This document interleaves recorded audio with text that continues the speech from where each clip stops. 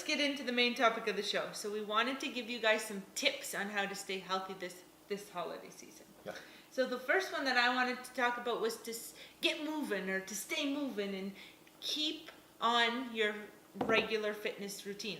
A lot of times the holidays roll around and we're like, I'm just going to take a couple days off. And a couple days rolls into a couple weeks, and then a couple weeks rolls into a month, and then it's February and you're like, what happened? Right. So it's important to stick to your regular fitness routine as always. And you know what it will put you in a better mood. You know, sometimes the holidays can be stressful. You have travel, you have shopping, you have all of these Finances, family.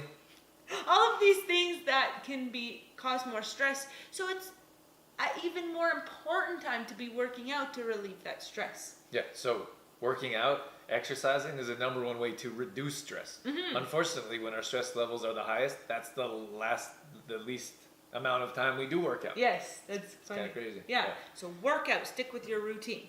Yeah. Judy, you got a tip for us? I did one. Now your turn. What's your number one tip? You stole mine. You're throwing me under the bus here. Okay, I'll give you one to talk about. How about Okay. that? How about nutrition? Nutrition. Well, there's about 400 things to talk about regarding nutrition. Well, how about you talk about how it's important to still eat? Still, yeah. So, with all the parties, the Dorothy show, with all the parties that are going on, with the gatherings, with the treats in the staff room, at home, you know what? We always say that Christmas starts like weeks before, maybe a month before actual Christmas. So we're building up to Christmas, but there's Christmas parties and there's Christmas gatherings and there's all these unhealthy types of treats and foods and nutrition, and then we say, oh, I'm not going to have lunch because we're going out together, or I'm not going to have dinner because we're going to someone's house, or you stay out extra late with drinks or desserts. So all that stuff is highlighted at this holiday time, and we're first of all, we're creating unhealthy habits, and then we're missing out on that nutrition to keep our bodies stress-free, to keep our bodies nutritionized properly,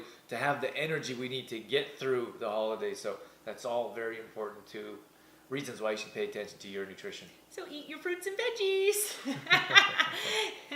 Another one around food I wanted to say was that it's important to eat before you go somewhere. So if you're going to a party, if you're going to family's house, it's important that you eat a healthy meal before you go, because you get there, you get to the event, and there's usually appetizers and things before the even meal, right? So then if you, like, I'm going to families for dinner and you don't eat before you go, you're gonna stuff your face with all those appetizers because you're so hungry. Yeah. Right? So eat before you go, and then when you're out, you can have something small, right? Because chances are, if you're eating away from your own home, it's something you probably wouldn't normally have.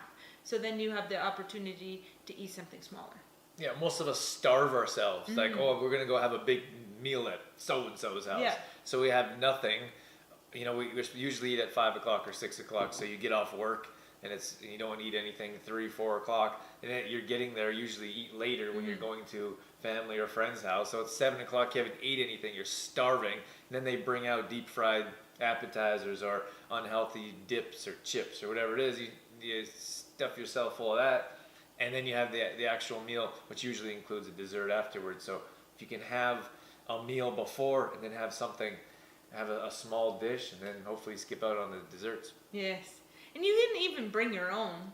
Like, if there's appetizers and stuff, you can bring your own appetizer to snack on. I mean, you should share it. In the Just corner, eat yourself. there's Drew in the corner, like, stuffing himself with his own appetizer. But yeah, you can bring your own healthy snack. And it's okay to politely say no as well. Like, no, thank you. Yeah, Right? It's okay to say no. Yeah. That's something that we run into with alcohol, for example. Yeah. Alcohol isn't really something that we enjoy or indulge in or have. Yeah. So when you go to these events, people are always like, you want a glass of wine? You want a beer? And you're like, I always felt guilty saying no because everyone else is drinking. Yes. But it's a bit easier for me to be like, no thanks. It's just not something I do.